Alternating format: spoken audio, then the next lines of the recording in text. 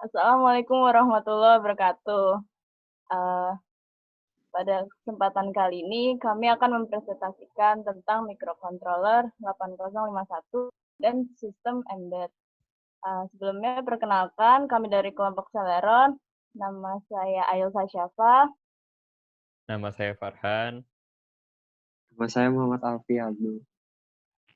Nah, pertama-tama kita lihat dulu perbedaan microcontroller dan microprosesor.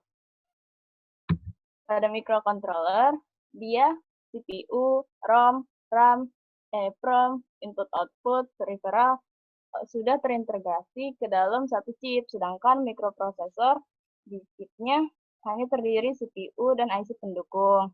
Masih membutuhkan perangkat eksternal tambahan seperti RAM, ROM, input-output, dan storage, serta peripheral, serta membutuhkan interkoneksi bus antar perangkat. Selanjutnya, pada aplikasi dan penerapannya, microcontroller banyak digunakan untuk proyek sistem tertanam dan IoT, serta sistem dengan tujuan yang spesifik. Sedangkan mikroprosesor, dia tugasnya dilakukan untuk pekerjaan yang kompleks dan membutuhkan komputasi yang berat, di mana membutuhkan memori dan sumber daya yang besar. Nah, untuk arsitekturnya, pada microcontroller, data dan instruksi diletakkan pada memori yang terpisah. Sedangkan mikroprosesor, data dan instruksinya terletak pada memori yang sama. Pada sisi biaya, microcontroller lebih murah karena teknologi ini menggunakan semikonduktor metal oxide yang murah. Kemudian juga dia menggunakan daya yang lebih kecil dibandingkan mikroprosesor. Mikroprosesor biayanya lebih mahal karena masih harus ada perangkat eksternal tambahan dan daya yang digunakan lebih besar. Untuk kinerjanya, microcontroller memiliki kecepatan proses yang berkisar antara 1 MHz sampai 300 MHz, sedangkan mikroprosesor kecepatannya berada pada 1 GHz sampai 4 GHz. Nah, di sini gambar untuk memperjelas perbedaan arsitektur antara microcontroller dan mikroprosesor. Pada microcontroller, di sana sudah terdapat memori dan port input-output di dalam chipnya itu, sedangkan mikroprosesor tidak terdapat memori dan port input-outputnya.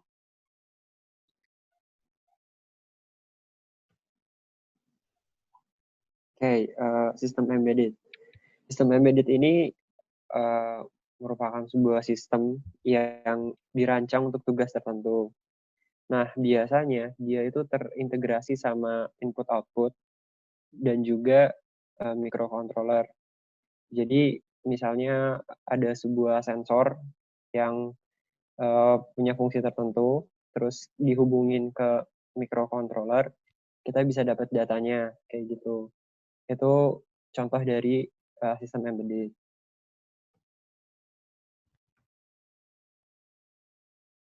Nah, sekarang keuntungan microcontroller yang ada pada sistem embedded. Yang pertama itu dia lebih fleksibel untuk dipasang pada alat-alat elektronik karena Micron ini bentuknya kecil, terus juga bisa dihubungin sama banyak sensor, bisa diintegrasin sama banyak input output. Terus yang kedua dia mengurangi biaya total yang dibutuhkan untuk sistem karena arsitekturnya atau penyusun dari Micron ini sendiri barangnya nggak mahal. Terus dia lebih efisien atau memerlukan daya yang lebih sedikit dibandingkan sama CPU atau komponen elektronik ASIC. Dapat diprogram juga sesuai dengan kebutuhan. Jadi kalau misalnya kita butuhnya untuk ngolah data suhu atau ngolah data cahaya, itu kita bisa program sesuai dengan kebutuhan kita. Nah, yang terakhir itu komponennya nggak perlu komponen tambahan kayak RAM atau komponen input output lainnya karena dia udah terintegrasi sama satu chip. Nah, ini gimana sih cara milih microcontroller? Nah, yang pertama itu kita lihat dulu kebutuhan yang diperluin oleh sistem. Size-nya kah, kecepatannya kah, daya yang dibutuhkan, kapasitas RAM dan ROM pada chipnya, terus berapa banyak kita bakal pakai input-output, terus yang paling terakhir itu ada biaya. Terus ada juga bagaimana bahasa pemrograman yang digunakan sama microcontroller tersebut, apakah assembly atau C ataupun yang lain. Terus ketersediaan microcontroller tersebut di pasar, apakah ada atau tidak. Terus apakah pembuat microcontroller tersebut mempunyai apa ya, seperti garansi gitu atau tidak, atau end service-nya gitu. Terus selanjutnya itu di family 8051 itu ada 8052, 8031, DS5000 sama AT89C51. Nah, itu perbedaannya tidak terlalu signifikan, tapi sangat berguna. Seperti misalnya kalau di 8052, ROM yang digunakan itu sudah 8K, sedangkan di 8051 itu hanya masih 4K. Terus RAM-nya juga lebih besar di 8052, sudah sebesar 256 byte.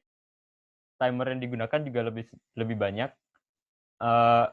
Terus interrupt-nya juga sudah sampai 8. Nah, ini tergantung kembali ke yang tadi, bagaimana kita menggunakan microcontroller tersebut. Apakah digunakan untuk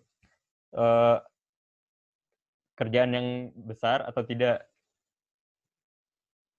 Ya, mungkin sekian dari kelompok kami. Kurang lebihnya mohon maaf. Wassalamualaikum warahmatullahi wabarakatuh.